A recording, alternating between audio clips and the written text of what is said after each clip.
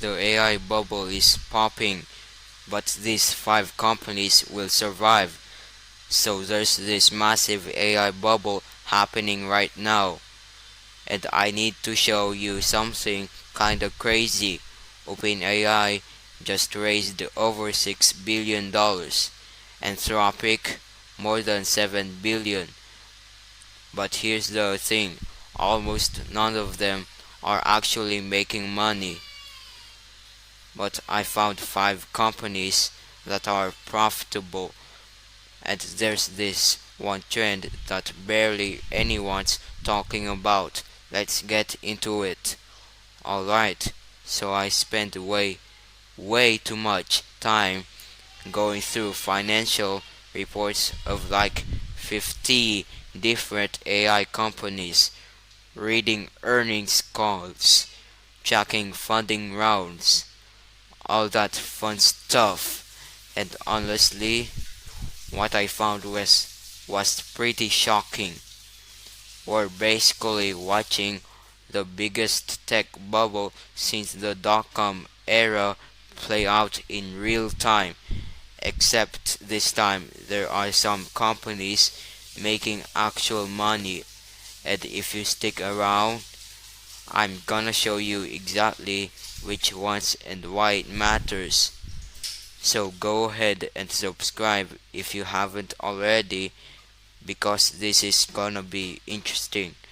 Okay, so let me show you the numbers, because they're honestly kind of wild. OpenAI, right? Everyone's favorite AI company. They're projected to make around 5 billion in revenue this year. Sounds amazing, except they're spending 8.5 billion, so they're losing $3.5 billion, and to just their current valuation. They need to hit 100 billion in revenue by 2029. Just for context, that's more than Google makes from search right now, today. Anthropic's burning through 2.7 billion a year. They're making maybe 750 million in revenue. They're gonna need another $8 billion by 2026 just to keep operating. Then you've got companies like Inflection AI raised $1.5 billion, basically shut down.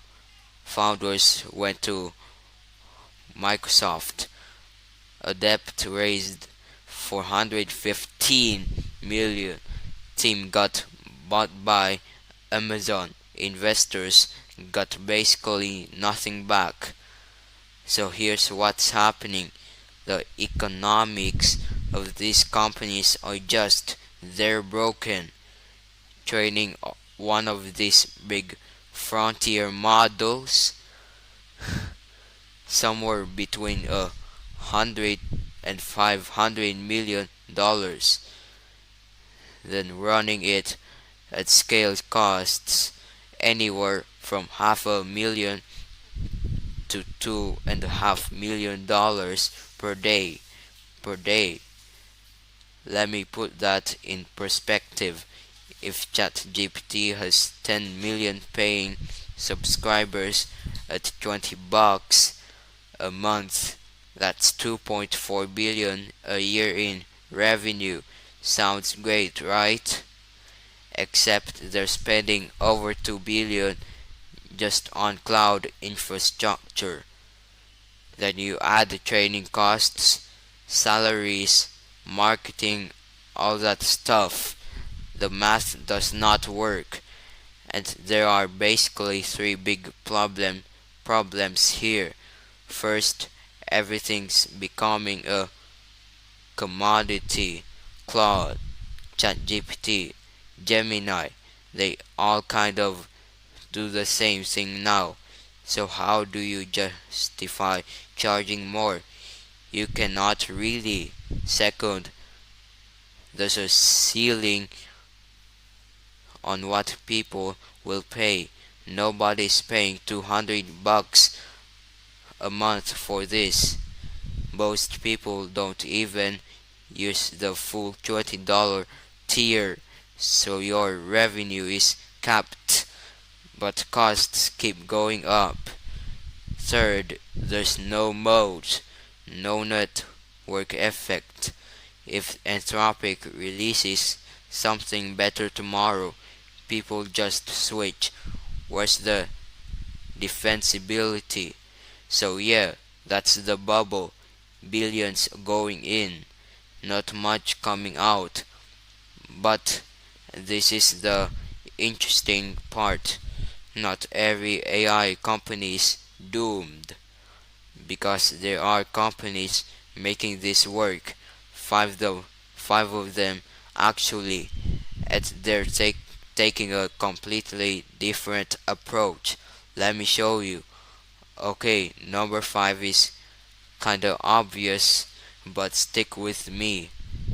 Nvidia, third quarter this year, they made 18 billion in revenue, 10 billion in profit. Their gross margins on those H100 chips, 94%. It's insane. Nvidia's not really in the AI bubble. They are selling the picks and shovels during the gold rush. OpenAI needs their chips. Anthropic needs their chips. Google, Meta, everyone needs their chips. The beautiful thing is they get paid whether AI succeeds or fails, as long as companies keep training these models. Nvidia's printing money. Now the risk. What happens when the bubble pops and companies stop buying GPUs? That's something to think about. But for now, they're winning. Number 4 is actually really interesting. Palantir. For like 20 years, Palantir was this money losing government contractor that everyone made fun of. But something changed recently. Last quarter they made 558 million in revenue and 143 million in actual profit. First time they've been consistently profitable. What happened? Their AI platform. It's called AIP, is actually solving real problems. BP uses it for drilling operations. Airbus uses it for supply chain stuff. The military uses it for intelligence analysis. This isn't consumer AI hype. This is enterprise AI that saves companies millions of dollars. And when you're saving companies money, they keep paying you. They're not trying to build AGI or whatever. They're building practical tools for specific industries. Boring? Maybe. But profitable? Absolutely. Number 3, ServiceNow. And I know you're probably like, that's not an AI company. Exactly. That's why they're winning. ServiceNow does enterprise workflow software, IT tickets, HR requests, customer service, super boring stuff that every company needs, but they added AI on top. Last quarter, 2.8 billion in revenue, 28% operating margin, growing 22% year over year. Their AI features auto-resolve IT tickets, predict equipment failures, automate approvals, real ROI that companies can measure. And here's the key, they're not asking customers to change their behavior, they're just making existing workflows smarter, way easier so than replace your entire team with AI. Plus, they've got 150,000 existing customers locked in with contracts. They just upsell AI features. It's a beautiful model. They just upsell AI features. It's a beautiful model. Number two, Salesforce. They just launched this thing called Agent Force. It's AI agents that handle customer service, sales outreach, data analysis. But unlike most AI startups, Salesforce has 150,000 existing customers, decades of customer data, and they're integrated into workflows companies already use. Last quarter, they did 9.3 billion in revenue, 1.5 billion in profit. They're not betting the entire company on AI. They're adding AI to an already profitable business. Low risk, high reward. That's a very different strategy than what most AI companies are doing. And the number one, Adobe Firefly, their generative AI for images and text effects is actually making them money. Last quarter, 5.5 billion in revenue, 1.8 billion in profit. Here's why Adobe is the smartest play. They own the creative workflow. Photoshop, Illustrator, Premiere. Designers need these tools. AI just makes them stickier.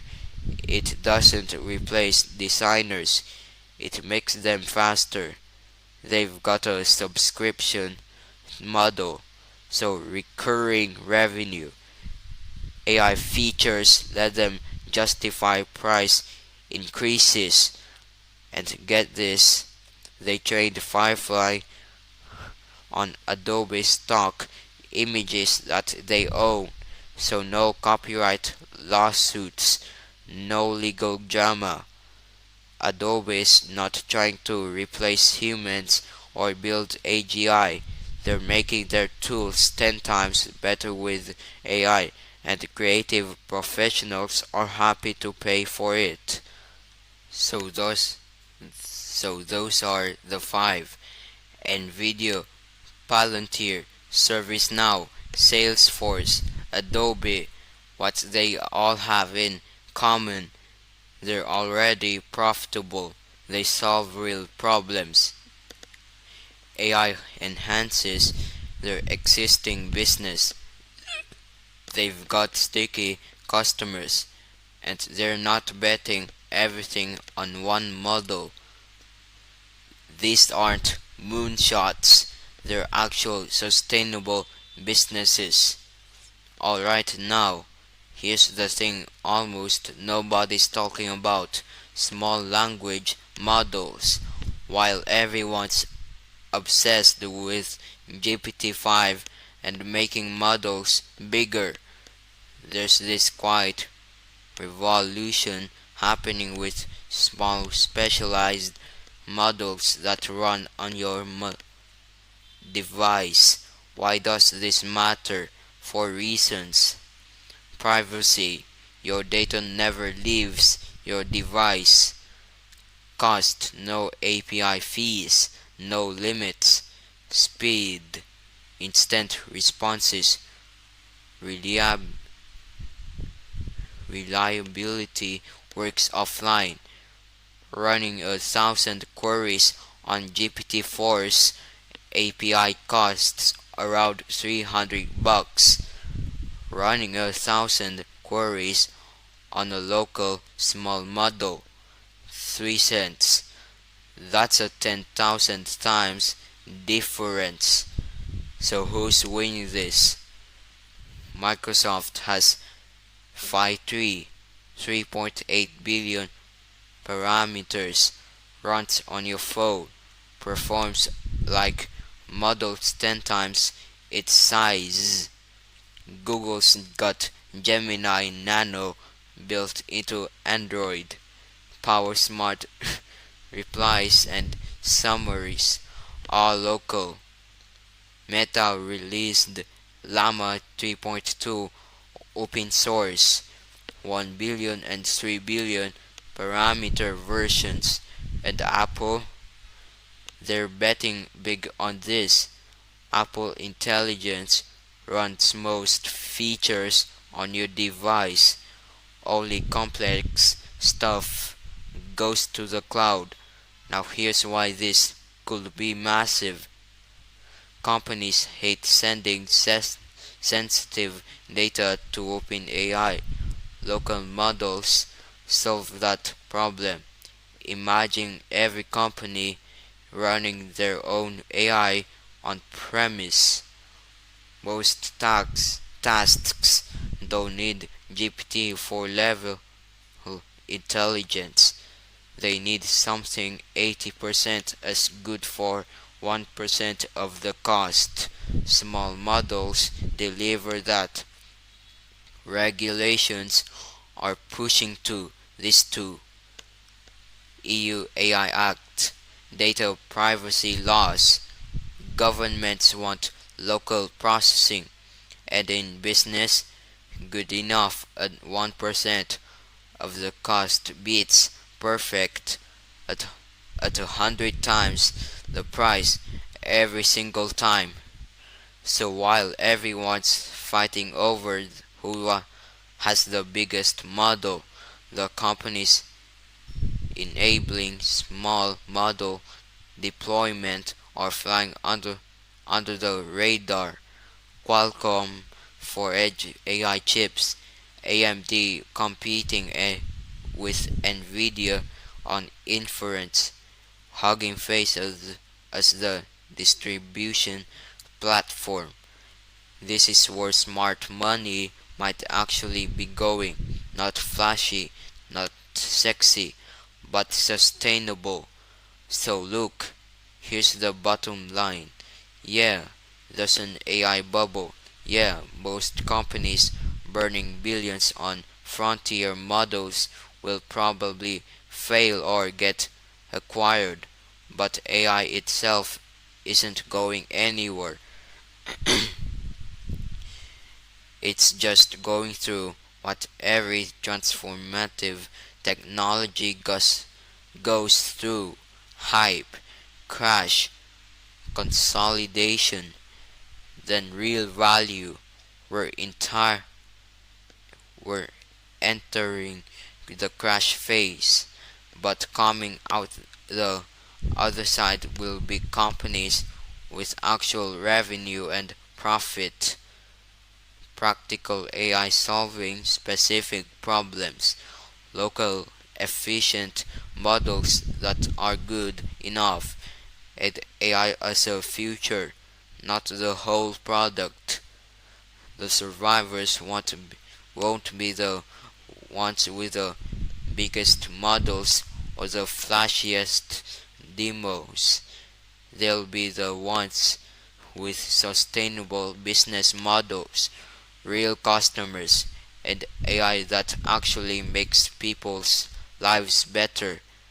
And if I have to bet, I'll bet on boring companies with recurring revenue, existing customers, and AI that enhances what already works. That's not as exciting as AGI in 2027, but it'll actually make money anyway. That's what I think. Let me know in the comments if you agree or if I'm completely off base here. And if you want more breakdowns like this, go ahead and subscribe. Thanks for watching. I'll catch you in the next one.